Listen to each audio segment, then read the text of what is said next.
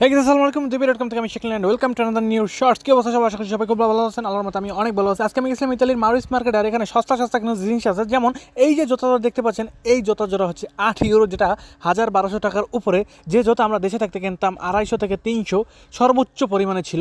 So এই যে প্লাস্টিকের যে জুতোগুলো, এগুলো কিন্তু কোনো ধরনের চামড়া বা কোনো ধরনের নামি দামি করা কোনো ব্র্যান্ডের জুতা না। এগুলো শুধুমাত্র ব্যবহৃত হয় ইতালির যে সি বিচগুলো আছে, অর্থাৎ জুন জুলাই আগস্টে 3 মাস আপনি এই ধরনের এই খুচরা স্যান্ডেল বার্মিজ থেকে শুরু করে এই নর্মাল জুতাগুলো ইউরোপের দেশগুলোতে পাবেন শুধুমাত্র জুন জুলাই আগস্ট মাসে। এর পরবর্তী সময়তে কিন্তু এই ধরনের জুতা প্রায় 80% এই মার্কেটের মধ্যে কোনোভাবেই আপনি পাবেন না।